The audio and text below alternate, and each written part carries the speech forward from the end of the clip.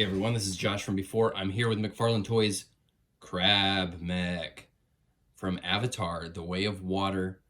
Tell you what, folks, we are at risk of this channel becoming an Avatar channel. I'm really stoked on what they've been putting out from the first wave, and then this is wave 2, hot on its heels.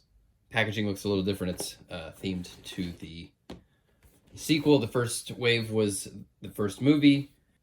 I ordered this through the McFarlane Toys store directly. It was worth paying the extra shipping to get this as soon as I possibly could. But don't forget to use the promo code MTS10, 10% off.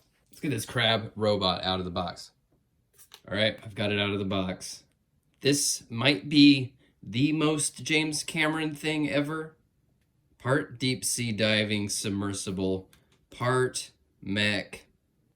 Just getting it out of the box, I can already tell there's going to be some pretty cool stuff going on here. Where to start? I think I'll start by removing this piece of tape that is right here, and I'm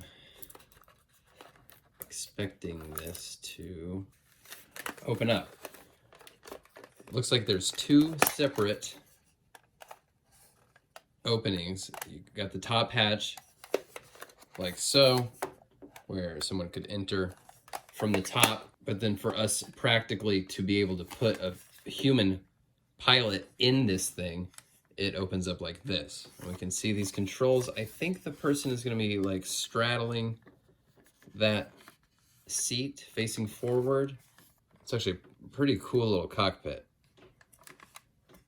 I mean, when you look at this seat here, it looks like it's facing backwards, which wouldn't make any sense. That's why I think the pilot is meant to straddle that. We'll play with that in a moment. See, there's a little bit of weathering on here. It's definitely going to look a lot better with some extra paint put on it. It does have some spots that have texture on it, which is a nice contrast against the just flat, smooth areas. Keeps it from being entirely flat, smooth, toy-like.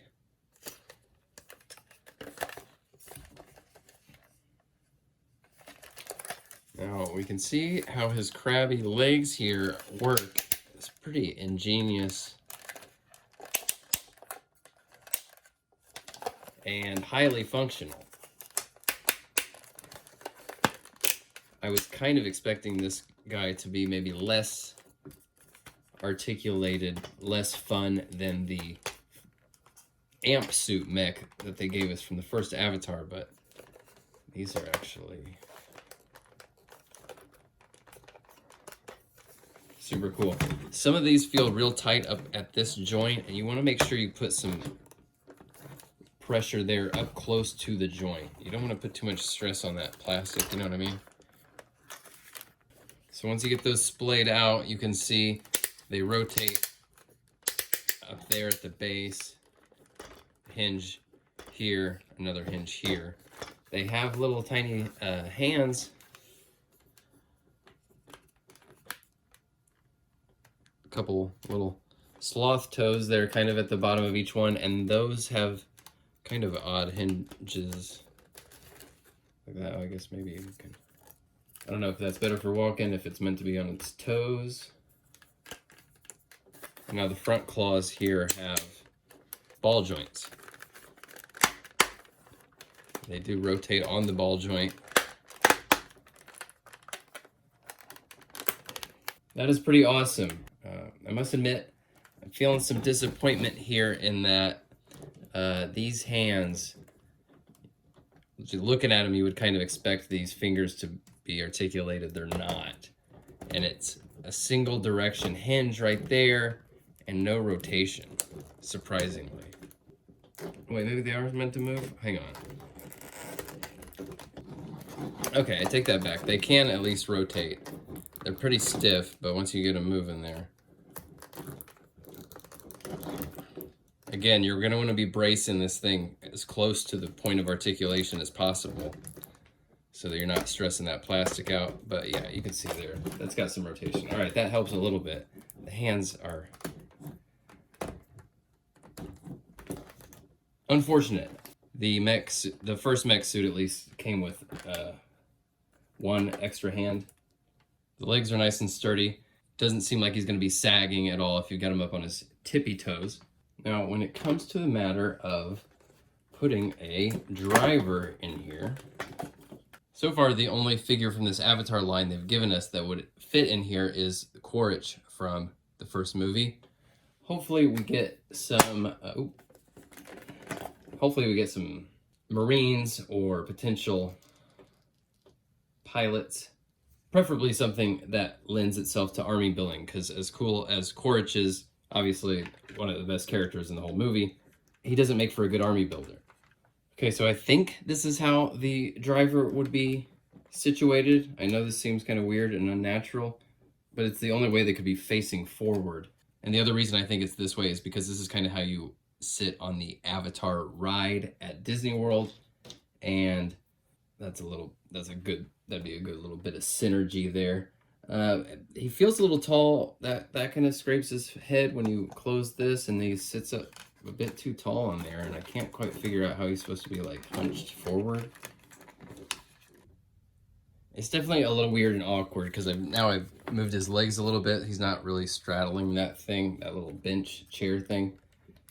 His head's hitting a little bit closer like that, and it's still scraping his head when I close this. He definitely looks a bit better in there now. I'll get the glare off. He definitely looks a bit more natural in there once it's closed. Kind of weird. I think they just have the sizing off. Maybe they've got another 4-inch scale human in the works that will fit in there better. God, it really is cool though. All the little windows, all the different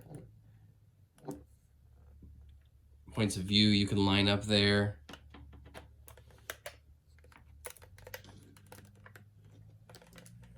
Pretty badass. I mean, this even moves. You can see how this scales up next to some of this other Avatar stuff. Man, this Avatar line, guys, it's going to be well represented in the end of the year list. I think what I'm going to do is like a top 15, maybe top 20, just all McFarlane. Obviously, DC Multiverse is my main jam, but there's been so much other cool stuff. Spawn, Mortal Kombat, now Avatar, Doom even. What do you think? Should I do top 15 or should I do top 20? It's been a big year. All right, Crab Mech. Here's the deal. This thing rocks. It's not as cool and as multi-purpose as just this regular mech, right? Most of us collectors are going to have a much easier time incorporating a mech like this into the existing scenery and other figures that we have compared to this very, very specific underwater crab mech. And it's certainly not that the crab mech isn't cool. It's very cool. I might have to get a second crab mech.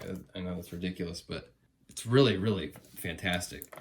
It's just going to get less mileage than a great general purpose mech suit. And we really need some pilots for this. Keep it coming with this Avatar stuff. Honestly, the more I hear about this second movie, I'm into it. We'll talk more about it in the other reviews, because I got Jake Sully's coming up. He's on deck, and this Skimwing. I can't even fit this guy in the frame. The Avatar reviews will continue until morale improves. So I will see you next time for those reviews. Until then, cop that crab mech that you need, folks. This is it. This is the only crab mech you will ever need. Peace out.